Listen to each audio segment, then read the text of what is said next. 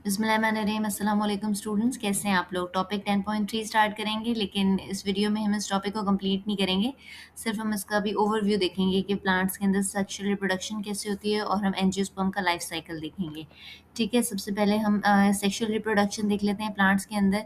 कि प्लांट्स जो है वो रिप्रोड्यूस करते हैं सेक्सुअली दो ऑल्टरनेटिव स्टेजेस के थ्रू, जिन्हें हम जनरेशंस कहते हैं। एक उसमें से स्पोरोफाइट जनरेशन है और एक गैमेटोफाइट जनरेशन है, और ये एक के बाद एक होती है एक साइकिल में। स्पोरोफाइट जनरेशन स्पोर्स प्रोड्यूस करती है, और ये स्पोर्स को जो है फर्टिलाइजेशन की ज़रूरत नहीं होती है। ये एक न्यू प्लांट के अंदर ग्रो करते हैं, जिन्हें हम गेमेटोफाइट कहते हैं।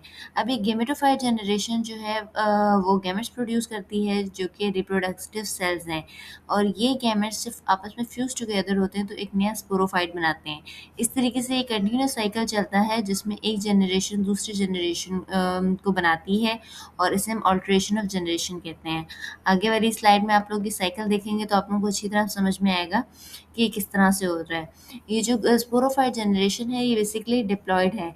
इसका मतलब इसमें के अंदर क्रोमोसोम के 2 सेट हैं, जिसे हम 2n के थ्रू रिप्रेजेंट करते हैं।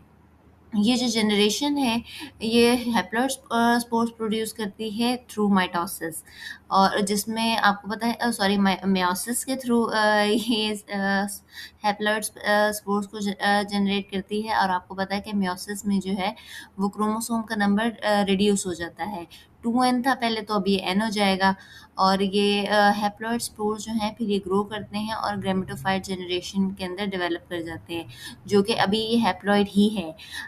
ये गेमेटोफाइट गैमेट्स प्रोड्यूस करते हैं, मेल और फीमेल रिप्रोडक्टिव सेल्स माइटोसिस के थ्रू। अब जो कि ये गेमेटोफाइट पहले हैप्लॉइड है और माइटोसिस के थ्रू सेल डिवीजन हुई है, तो अब जो है क्रोमोसोम का नंबर सेम है। ठीक है, ये साइकिल के थ्रू भी आपको क्लियर हो रहा होगा। जब ये हैप्लॉइड गैमेट्स फर्टिलाइजेशन के दौरान फ्यूज होते हैं, तो फिर ये डेप्लॉइड जाइगोट बनाते हैं और दोबारा क्रोमोसोम का नंबर रिस्टोर हो जाता है 2n में। ये जाइगोट फिर एक स्पोरोफाइट जनरेशन के अंदर डेवलप हो जाता है, और इस तरह से एक लाइफ साइकिल कंप्लीट होता है कि जिसमें अल्टरनेशन ऑफ जनरेशन हो रही है। ठीक है, अब अगर हम इसके अंदर देखेंगे कि हम फ्लावर के पार्ट्स एंजियोस्पर्म्स में, फ्लावर जो है वो सेक्सुअल रिप्रोडक्शन के लिए एक मेन ऑर्गन है। अब ये जो फ्लावर है, ये डिफरेंट पार्ट से मिलकर बना है, और ये एक स्पेसिफिक स्ट्रक्चर में अरेंज हुआ हुआ है। सबसे पहले हम देखेंगे रिसेप्टिकल। रिसेप्टिकल एक स्वोलन टिप है फ्लावर स्टॉक की, जो कि एज अ बेस एक्ट करता है, जिसमें सारे फ्लोरल पार्ट्स अटैच हैं, और ये फ्लावर को एक सपोर्ट प्रोवाइड कर रहा है। जो फ्लावर के फ्लोरल पार्ट्स हैं, वो 4 कॉन्सेंट्रिक वॉल्स या फिर रिंग्स में अरेंज होते हैं। सबसे जो बाहर वाला आउटर मोस्ट वॉल है, वो कैलिक्स कहलाता है।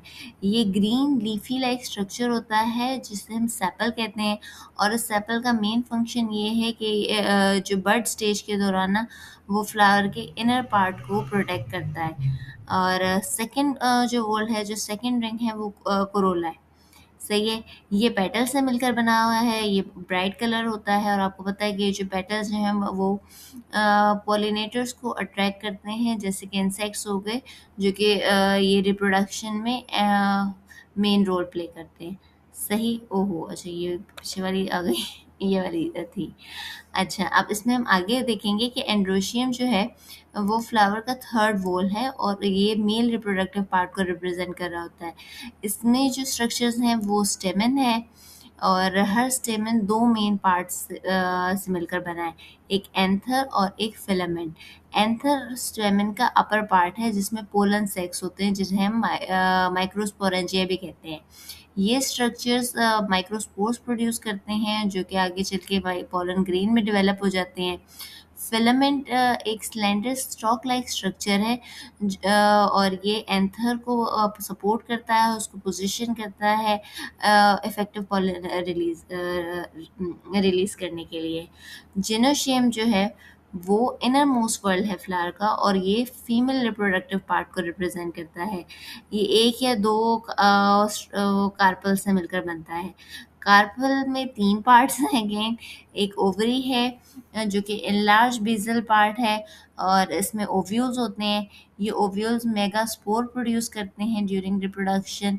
स्टाइल एक नैरो स्टॉक लाइक स्ट्रक्चर है जो कि ओवरी को स्टिग्मा के साथ कनेक्ट करता है। ये स्टिग्मा कार्पल का टॉप मोस्ट पार्ट है, और ये यूजुअली स्टिकी होता है, और यहाँ पर जो है पॉलिनेशन के थ्रू पोलन ग्रेन्स लैंड करते हैं।